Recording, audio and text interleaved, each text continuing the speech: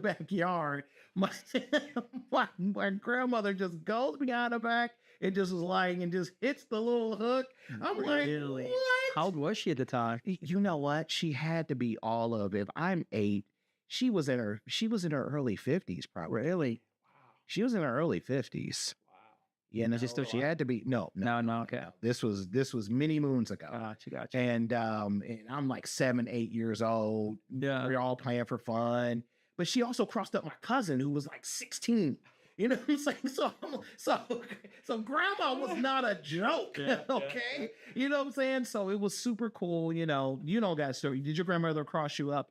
You know, She did. I actually had skills, so I played. You played basketball? I was this tall in 7th grade. Okay. But I played soccer and swam baseball. Right. And I got asked to come out for the basketball team in middle school. So yeah, I was pretty. That's hard to picture you playing sports. Oh yeah, soccer was sports in college. Got it. Yeah, so that's pretty cool. That's pretty cool. So we're going to welcome everybody. I'm Milton Ali, And I'm Hampton Skurlock. and we want to welcome you to the Investor Tribe podcast.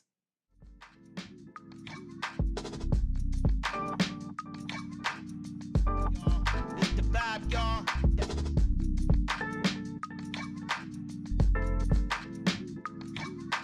Vibe, y'all. Invest the tribe, y'all. Invest the tribe, y'all. Invest the tribe, y'all. Let's go.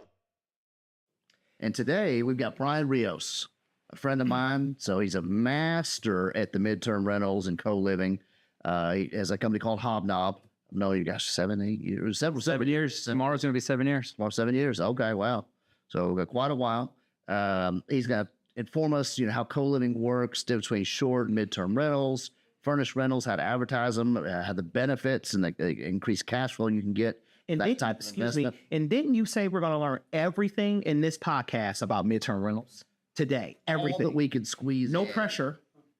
No pressure. Yeah, just everything you need to know. Yep, he's going to regurgitate it, get it all out there. Get it all out there. Let's go. I'm excited because this is going to be the podcast where you learn about midterm rentals. So I'm super excited about this. Thank you. All right, my pleasure. And that's probably a good place to start is what is a midterm rental versus a short-term rental versus the co-living? I know there's different. Yes, absolutely. So short-term rentals are anything 30 days and under. Okay. And a midterm rental is anything above 30 days but less than a year.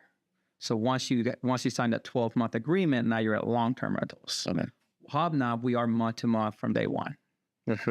So Only. So exclusively month to month. correct. We don't have to be. There's other midterm operators that they do 3-month minimum, 6-month minimum. But what we've seen is like people want their flexibility. So it's like month to month from day one. We don't want to tie you down. And if you're not happy, you're good to go. But if we're not happy with you, we can just give you a non-renewal. So that's the beauty of it. Love that. Love that. Okay. So 30 days or less for short term. Correct. 30 days to a year for Midterm. midterm. Mhm. Then a year or longer for long term. Yeah. And the co-living, what's Yeah. So co-living is whenever you buy a single family home. It doesn't necessarily have to be a single family. We have a 4-plex that we do this with, but you just rent the bedrooms out inside the units. So right now, our biggest single family home that we have is a 12-bedroom mansion that's right on the river, and we rent those out by the room.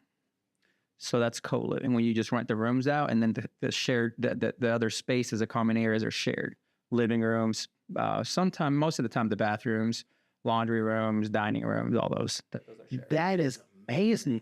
That is fascinating. So was that, and I'm sure you're going to get into this a little bit later, was that purchased with that in mind, or was that converted later? Because purchasing with that type of ROI or cash on cash return. So that's just to try to, I know you're going to get into it later, but just that specific. So with this property, we got lucky. The owners, it was already an 11-bedroom house. We had it at the 12th bedroom, but the owners, they were trying to sell a mansion with 11 bedrooms because they had foster kids. And people that look for that type of living, they don't want 11 bedrooms. They want 3, 4 bedrooms. And then the other spaces just some take for activities, entertainment centers, gyms. So he had it on the market for a good solid year. And then I met him through my mom, and my mom told him what we did. And he said, okay, well, my property might be right up his alley. So, and it was. Well, that's awesome. Shout out to foster parents. Absolutely. I'm a big proponent of that. And so, Brian, how did you get started with midterm rentals? How did that even happen? So I went to IU with graduated with a business degree, and my dream was to climb the corporate ladder, right? Work for a job where I flew around the world. I watched a movie when I was young, and I saw this guy. He worked for a large corporation. He traveled the world in airplanes, and he went to these fancy cocktail parties and all the ladies. And I was like, I don't want to be that guy. That's kind of what my thought was. I'm going to go to school for business, and then once I graduate, I'm going to work for a large corporation. So I landed a job at GE about 3 months after I graduated, and I thought to myself, oh, finally, I've made it. I'm going to climb that corporate ladder. I'm going to be on a private jet, working for GE. That was my dream, right? Around four months go by, and I just bought a new house, and I bought a new car. And GE calls me, and they're like, hey, listen, we are downsizing. We're going to have to let you go. Oh, my heart dropped. I was like, oh my God, how am I going to pay my bills? I just bought this new house. I put so much money down for it. And I just bought a new car. My son finally has his own room. So I thought to myself, okay, I went home and cried that night. And then the next morning I woke up and I said, okay, I'm not going to lose this house. Back in college, I actually rented a house out, and it was a 6-bedroom house. And after I got some roommate buddies, I was practically living rent free. After I got their portion of the rent, maybe I had to come up with maybe $25, $50, if that. So a light bulb didn't go off because I wasn't making any money. And I was a server back then. So this go around, I'm like, okay, I'm not going to lose my home. So I'm going to get some roommates, and I'm going to go back to serving until I find that other corporate job. So I found these roommates, and they weren't college students. They were working adults. They could afford more in rent. After about 2 or 3 months go by, I'm sitting here doing my finances, and I'm scratching my head. Wait, this can't be right. Not only is everything, the mortgage, the utilities, the taxes, the insurance, not only is all that getting paid for, I'm making an extra $150 a month. The light bulb went off. Oh my God. What if I can find a house that didn't cost as much as my house did and has more bedrooms? So I spent 2 weeks in the basement doing research, and long story short, I am now at 75 units with a hybrid between private midterm rentals and co-living. Yeah. That is fascinating. That is fascinating. Came out in 2 weeks in a basement. Like that's, Yeah. we should all do that. Lab, dude. In the lab. I mean, literally you cooked up hot knob just by that. So that is definitely fascinating. Yeah, absolutely. I love it. I totally love it. Yeah. And so in your journey, so you went from 1, and then, so I know you went from 1 to 75, but what was number 2? Yeah. So that one was a 4-bedroom house in New Albany. And since I lost my job, I researched the house, and I called my lender. I was like, hey, can I get a loan on this? And he said, well, you just lost your job at GE, and you were not making that much money serving. So yes. Go. I was like, don't tell me no, tell me how. Right. I don't want to hear no. I want to hear how. How? So he said, okay, how much money do you have? And I told him, he's like, well, you're gonna have to put all that down, and your mom is gonna have to co-sign for this property. It's gonna have to go under her name. I said, done. So I called the realtor, and I was like, hey, tell the sellers that I'm gonna go ahead and put what they're asking for, but I'm gonna double the earnest money. She's like, why would you do that? And I told her, I said, I don't want to talk myself out of doing this. I just don't. Come on. So they accepted the offer. I took the double earnest money in Milton, Hampton. I kid you not, I was freaking out until closing because I'd never advertised for tenants. I always advertised for roommates because I was able to live amongst them and hold the peace. But then it kicked in. Oh my God, what am I doing? I literally put all of my savings account into this house. And my poor mom had to sign for it. And this is non-owner occ. Exactly. So they did.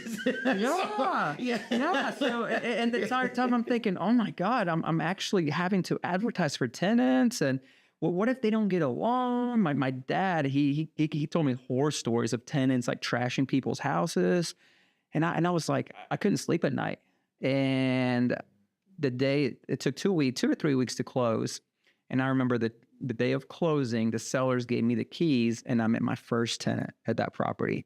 And then 2 weeks later, it was full. And were you sticking? Were you doing mixed, man and women, all men, all women? For The first property was all men because that's kind of what I did in college. I had roommates, but I wasn't trying to advertise as all gentlemen. I was just looking for roommates. And whenever someone gets, I was advertising on a platform that's big, pretty known, but so no girls or ladies would want to live with a guy for the most part, the way that I was advertising for roommates.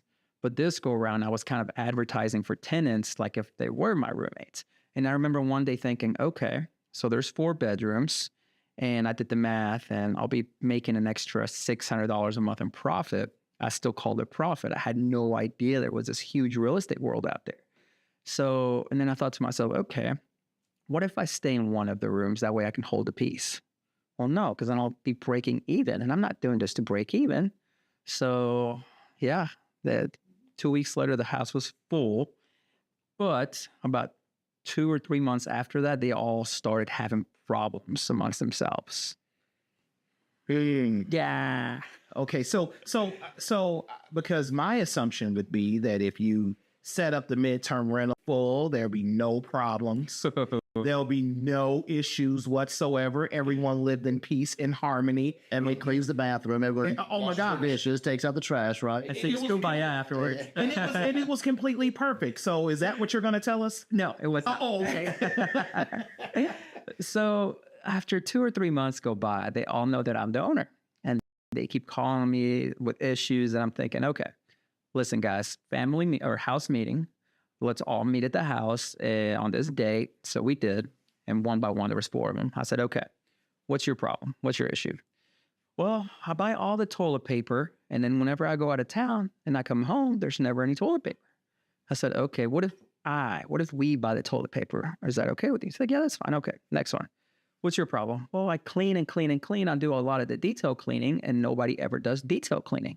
I said, okay, what if I hire a cleaning crew that comes in here once a week and we'll detail the common areas? Like we'll bleach the bathrooms, we'll mop, we'll sweep, but you guys still have to keep up after yourselves, like wash your own dishes and that kind of stuff. Does that solve your issue? He's like, yeah, that's fine. Okay.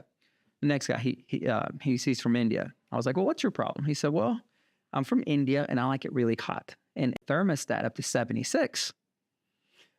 It keeps Oh, there's that. Yeah, it keeps going. Oh, there is that. Someone Yes. keeps bringing it back down. That. Oh, my. 70. I was like, oh, that's hot. So I told him, I was like, okay, what about this? I'm going to buy a Nest thermostat where you can set the range. And I'm not going to let it go from 68 to 72. That's the only range. And back then, I just heard, don't let your tenants have space heaters. So that was the only rule I gave them. You can't have a space heater in your room. And I told that ending, I was like, but I'll allow you to have a space heater in your room. Does that work for you? He's like, yeah, that's fine. The 4th guy, I said, well, what's your problem? He said, well, I don't necessarily have a problem with the tenants. I just don't know when you're going to wake up and say, okay, enough is enough. Because you're the owner. And one, we don't have a lease with you. And I see how we drive you crazy. So I don't know if you're going to wake up one day and say, okay, I'm done. You guys got to get out. I'm taking this house back. And I said, oh, that's a good one. I'll get back to you. Get out. No. So I went home and I spent another 2 weeks in my basement figuring out, okay, LLCs. Okay. One time I went 3 days without showering. Yeah, it was that bad. So you were in the basement really cooking up. Exactly. Hobnob. So this is awesome. This is really good stuff because, that just speaks to the focus and intention that you have to have in order to solve problems because we're often paid for the problems we solve, right? So. And I did. I mean, I figured out how to create my own LLC, how to start my own website, leasing agreements. Oh my God. There were many platforms that offered you a sample of a lease agreement. And I'm thinking, this doesn't work for me because I was renting out by the room. All the samples that I was finding was for traditional 1-year leases. So I literally had to come up with and this was way before ChatGPT and all the AI stuff is out. So I literally had to write one myself. Took me a long time. And how to create my website. That's another one. Yeah. Those things can take time, for sure. And speaking of that, on our website, we've got a lot of different, the templates the lease agreements, et cetera. The long-term lease agreements, I have to check, so we got shorter midterm on there, but the long-term lease agreements we have, purchase agreements, contractor agreements. You can go at inbtribe.com for that. Yes, we try to make it as easy as possible and get you access to this information, because it's not easy if you're not time, energy, money to dedicate to that. And I know I'd go to some of those legal sites sometimes, but I need this type of letter, and it'd give you a sampling, or you couldn't print it off, or they want $39.99 a month. And sometimes those, they're not state specific. Yes. And so you pay for something, or you spend a lot of time, something you can't even use. Yeah. So, but we got some disclaimers on our website that say, make sure you get this reviewed, or what's good in our state, and, consult an attorney on such matters. But so we're not giving legal, investment, or tax advice here. We're just saying, hey, we're here to help, give you some templates, give you something to go on, and then you can have it reviewed, or have your, And I wish I would have had access to something like this, because it would have saved me a ton of time and headache. And it was a 4-year learning curve, honestly. And that because I was pride. I was like, oh, I can do it all myself. No one's going to. Famous last words. And then whenever I realized I can't be the best at everything, I'm only human. And then I started being like, okay, I'm going to hire a property manager. Okay. Oh, that's a little bit off my plate. Yeah. So my time is worth more, is what I'm trying to say. My time is the most valuable thing that I have. That does make sense, Brian. And so what we're going to do is now move from, so now we're seeing how you had to get on your journey, because I love that. I love that there's growth in the journey. There's a lot of that. Then you started helping others. How did that journey start? So I just restarted wanting to help others. And it was mainly because of my brain cancer that I had. I was still a little bit cocky and prideful before my brain cancer. And after I woke up from my surgery, I couldn't talk, I couldn't write, and I couldn't type. So that was my gift that God gave me. And he took it away. And I sat there thinking, why does he take it away? Like, why? It's because I wasn't helping people. Helping people is the greatest feeling ever. Yeah, materialistic things, they feel good. If I buy a Ferrari, it's going to feel good for 2-3 weeks, and then it's gone. But if I help someone, I foster a little 8-year-old boy. When I'm 80, I'll be able to think of that moment, and it'll still feel good. So that's kind of why I think God gave me the brain cancer and took my speech away, because he wanted me to realize that, hey, you're not helping people. You're being greedy. You're making a lot of money. You're not helping anyone. Yeah, you might give to charities and here and there, but that's not enough. You got to show people what you do. So, and that was in November 2021. Yeah. Wow. Mm-hmm. So now you're on a mission to educate and inform others, or help them build wealth and better themselves. So this is the greatest feeling ever, where you just have your property set up on a system, and you're literally making money while you sleep. I could literally go to another country for 6 months, and I would still make the same amount of money. If I love that, how you have looked at being in the service of others. And that's what Investor Tribe is all about, is what we consider talent. And that talent, like we teach a framework at the Investor Tribe about CEO, create the energy or conduct the orchestra, engage talent, own the results. And so much of that is in engaging talent. And we see talent as individuals who achieve mastery and lifts up the other. Mm-hmm. We find that, Scott Galloway often talks about how greatness is found in the agency of others. Mm-hmm. So when you surround yourself with people that are others focused, it's like there's a greater goal that is there. And it's so important to be able to do that. Mm-hmm. And so what I'm going to do is take a short break. Drew, can you cut the check? We got some bills to pay, and we'll be right back. Hi, I'm Brian Rios, and I am owner and founder of Hobnob. We specialize in midterm rentals, and we have been doing midterm rentals for about 7 years now. I have a course that I've worked on. It's called Digital Mastery Program, where I literally show you step by step on how to analyze your market, all the way down to how to run your midterm rental property. You can go to brianrios.info to find more information. And I do have paid programs where it's a digital course. And also in the digital course, there's a second thing that you can buy where it's not just a course, it's 6 months of virtual calls with a group of up to 5 students where we will literally talk about anything that you have in mind and go through any questions that you have. And we're back. And so I find it fascinating that you want to help others. So let's talk a little bit more about midterm mastery. Okay. So Midterm Mastery is a digital course that I developed over the past year. And there are 3 different levels. The first level is just the course itself. It's just a digital platform where you go and you learn how we hobnob, we analyze the market, how we find the deals, how we negotiate the deals, all the way down to how we manage the property itself. And this is all online and you can go at your own pace. And it's pretty much a rinse and repeat formula. And it's going to be a live course. It is a live course where I regularly update it with more information and different strategies that I've used throughout my entire real estate career. And I want to keep updating it because I'm really passionate about midterm rentals. So the more I learn, the more you guys are going to know. And it's lifetime access, one time charge. That is awesome. And what's the website for that?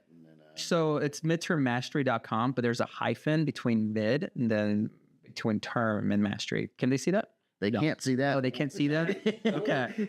So now you just broke the fourth wall. So now we have a board here that Drew helps us with, and it's a directing board. He's like, he kind of says like, why don't you, quiet it down, or more energy, or smile, or write anything, so I guess no, yeah, he's doing good, but so now you kind of, the curtain, you kind of bust open the curtain. So thanks, Brian. My pleasure. People got to see it, man. They got to see that we're human. Yeah, that's true. That's true. Yeah, we're not perfect, and if we think we're perfect, we're done. We're done for, man. Yeah, that's so. I was telling my son that that the moment that you think your baseball skills are perfect, you're done, bro. You failed.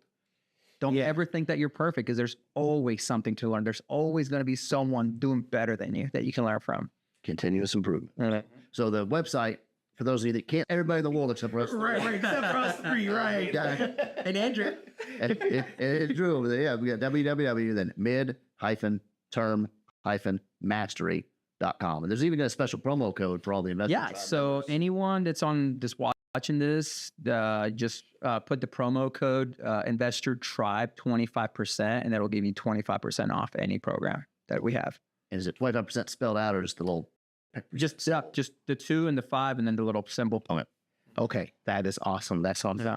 And so, can we speak to So let's say that I turned off the podcast right now. Okay. And I wanted to get started.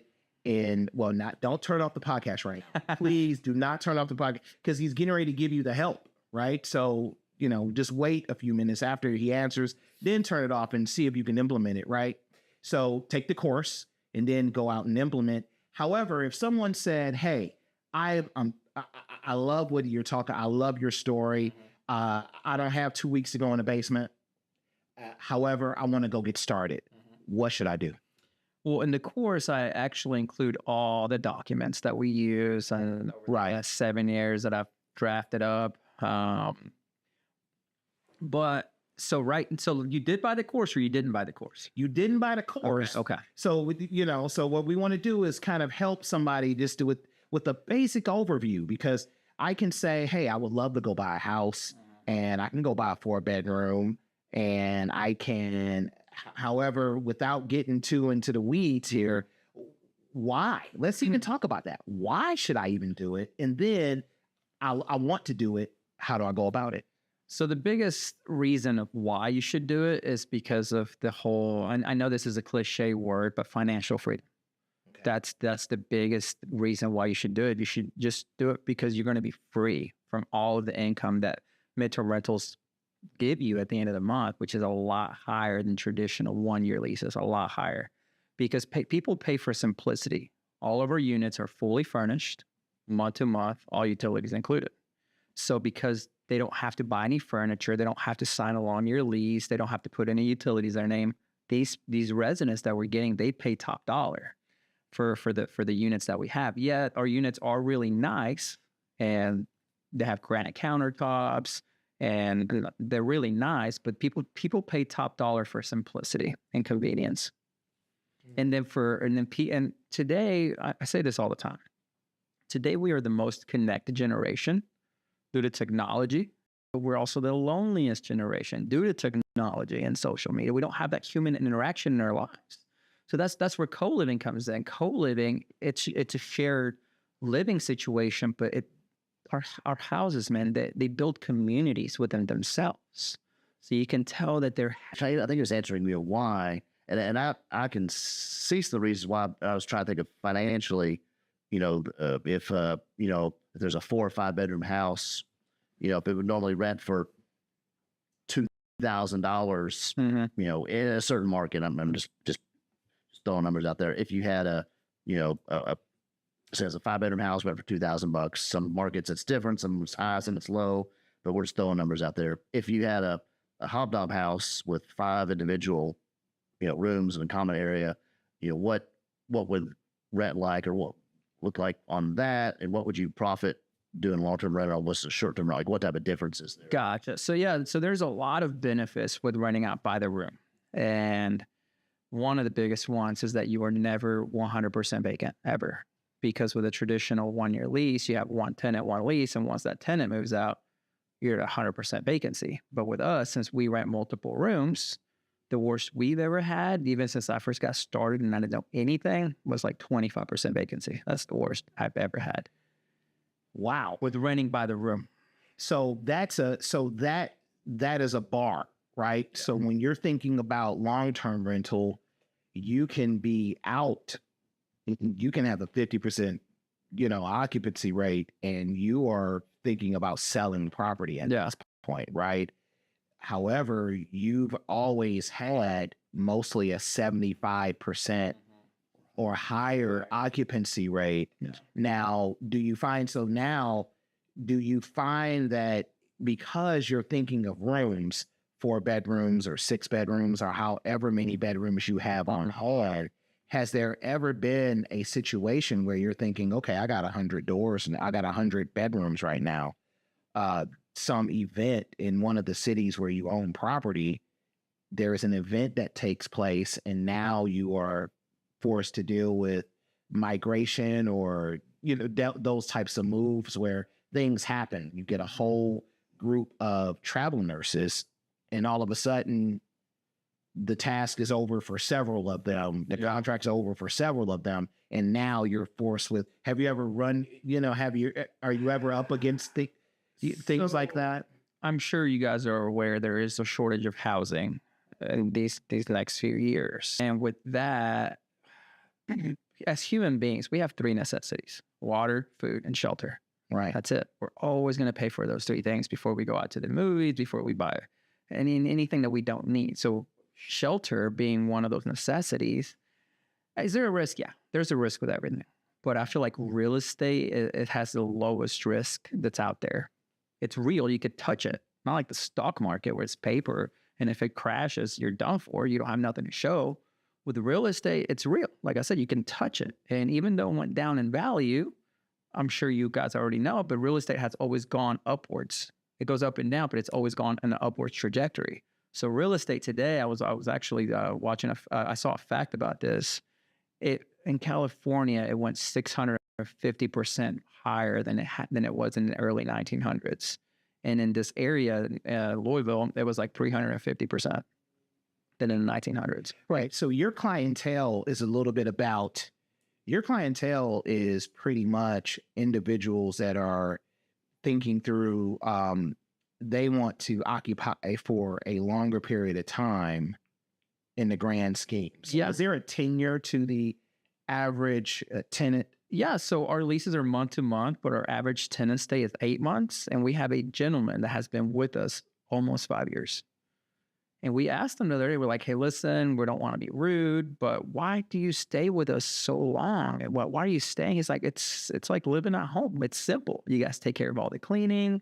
You take care of all the utilities. I don't have to do anything. And I get to live in a mansion for only $900 a month.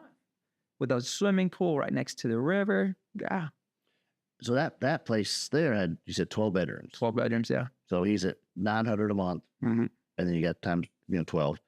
Versus if you just rented that house out to be maybe a task to Yeah. find somebody who wanted a 12-bedroom house for a long-term rental. But what would that look like, and what's the profit difference or between a long-term versus? So let's say you did want to rent this 12-bedroom house out to a single individual. Like you said, it's going to be hard. But like, let's say you did find somebody, I think that they would only pay like $6,000 for this house. I was thinking they have $400 or $500 a bedroom. Yeah. Yeah. But what we're getting is closer to 10. Yeah. 900 times 12. So on a practical matter, is there, because I find that to be fascinating that you're able to, so that individual, or you would have someone who is on site that maybe is discounted that could take care of the property on hand, or is there just, you have separate companies take care of all your properties? So I have Hobnob. Essentially it's a property management company. So Hobnob is who we manage these properties. And then every half of the exactly, and then every house has its own LLC depending on who's the owner of it. So there's multiple investors in different houses.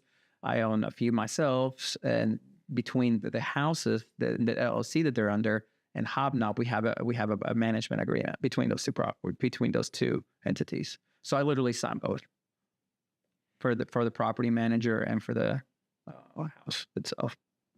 So I'm super excited about wanting to give this a try. I think this is fascinating because there are so many ways for you to make money in real estate.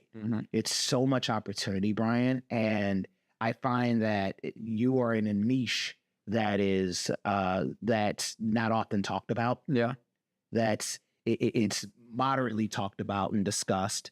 And I know you have a few rentals that can be converted and different things like that. And we've discussed, I've discussed buying some from you, and you're here. I think it's super sweet to just be able to have this conversation about the midterm rental versus long-term rental versus the short-term rental. And I find that